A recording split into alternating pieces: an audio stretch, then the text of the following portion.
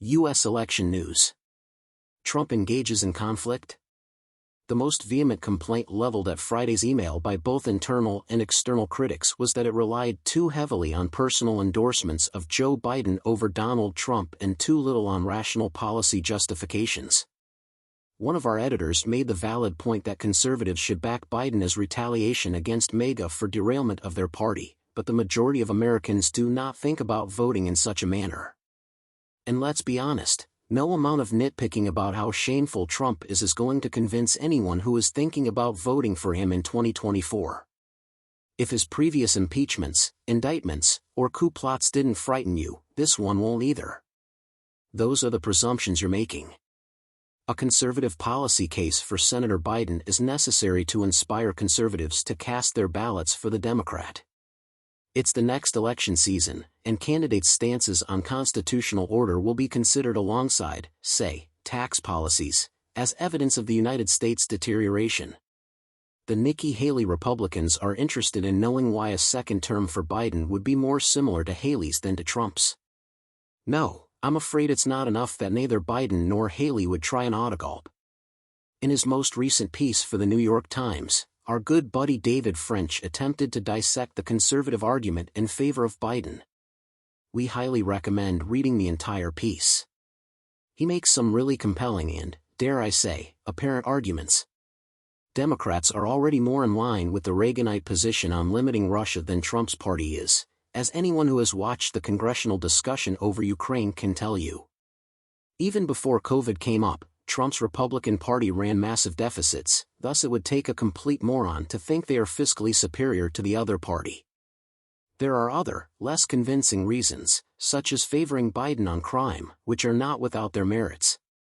For example, many MAGA populists on social media often use the 2020 riots that followed George Floyd's murder as an example of why we require a strong leader like Trump to enforce law and order, regardless of who was president at the time. David makes it plain that none of this implies that conservatives should switch parties, rather, it is urging them to carefully weigh the two agendas and not assume that the GOP is the superior choice if they plan to let ideology dictate their November vote. It is actually debatable whether Party Today better advances their desired policies, he writes, referring to the vast disparities between Reagan and Haley, Republicans and MAGA. I couldn't agree more, and I'd even go farther. These days, it's hard to tell where Trump stands on most policy matters. The man is a fighter. Those who support him are adamant. However, for what is he fighting now? Ignorance, selfishness, or, less frequently, ideological nationalism are the most obvious explanations for Trump's policy preferences.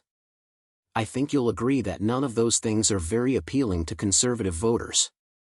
The topic of the United States debt situation came up in his Monday interview with CNBC, something he had previously addressed seriously during the Tea Party but has since mostly neglected. When asked about Medicare and Social Security, the two programs that caused the debt crisis, American politicians always act cowardly, but they rarely seem so insincere that they sound like Billy Madison reciting The Puppy Who Lost His Way, speaking in a political Mendoza line during an interview with Kamala Harris about waste, fraud, and abuse is such a tired and inadequate way to address the challenge of making entitlements sustainable that it falls flat. Even though the debt crisis is obviously the biggest domestic barrier to ultimately making America great again, Trump is unable to show interest in it, hence he is unable to provide a more serious response. The only thing that seems to pique his interest in policy issues is the potential impact on his own election prospects, with very few exceptions. So, he doesn't know anything about entitlements. Staying away from the third rail is all the information he needs. Republicans and Haley who are knowledgeable about the matter and desire conservative leadership should be aware that their party will not provide them with any. His fight is for freedom, not fiscal restraint. Evidently, most U.S. political groups acknowledge that China's growing worldwide influence is the biggest foreign hurdle to restoring America's greatness. As a platform to contrast their reality toward foreign threats with the outmoded Reaganite fixation on Russia, right-wing populists often take the lead verbally in calling for measures to rein in Beijing. Since the president took steps to ban TikTok through an executive order, it is reasonable to assume that he is taking issue with Congress's decision to delay banning the app. It would be incorrect. The TikTok ban has Donald Trump's opposition as of Friday. There is absolutely zero illusion on his part that he is acting on principle. Although the specific kind of selfishness at work here is not apparent, his change of heart is the result of it. It could be a calculated vote-buying move, capitalizing on the fact that young folks are unhappy with Biden over the Israeli-Gaza conflict and could be open to a right-wing offer to shield their preferred Chinese spyware app. It could also be an act of vengeance. Removing TikTok would result in a doubling of Facebook and Zuckerschmuck's business, Trump recently stated on Truth Social. Facebook cheated in the previous election, and I don't want them to succeed. They seriously opposed the will of the people. Because of his inherent vengefulness and inability to differentiate between public and private interests, he may reject significant federal legislation just because it would help Zuckerschmuck. However, plain old venality is always a potential driving factor. Following his meeting with a conservative megarich with a stake in TikTok's parent firm, several observers, including Steve Bannon, noticed that Trump's perspective on the platform improved. The investor in question has already been generous to other Republicans who were prepared to lobby on behalf of TikTok, and Trump is currently facing a funding shortage as well. Is it going to happen, or has it already? This wouldn't be Trump's first foray into alienating his supporters over a stated cultural concern in response to a wealthy donor's threats of financial support. Republicans and Haley who back the TikTok ban may reasonably ask what other Trump policy stances, domestic or foreign, are up for grabs right now. Yes, he is fighting so that China can influence American citizens through propaganda.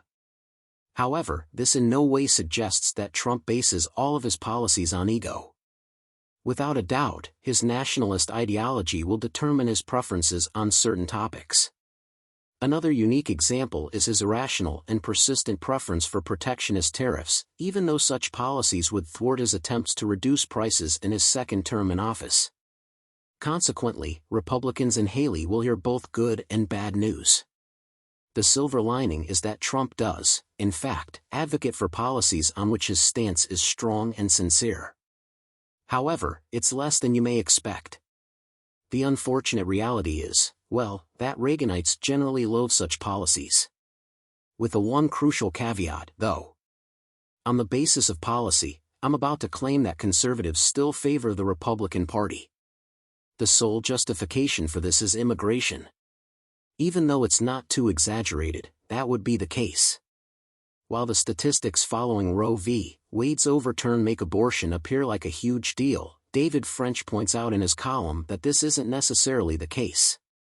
Eventually, maybe with Trump leading the charge, the United States will establish a legal regime that maintains the legality of most abortions. In 2024, immigration will be the defining issue for each party. That will be the reason behind Biden's November loss if the majority of Haley Republicans are unable to compromise. The years he wasted ignoring the problem and the times he caved to progressive open borders extremists may prove to have been his undoing. Believe me when I say that this video made me ache all over the weekend. I am a self-proclaimed Haley independent and I found it really uncomfortable to see.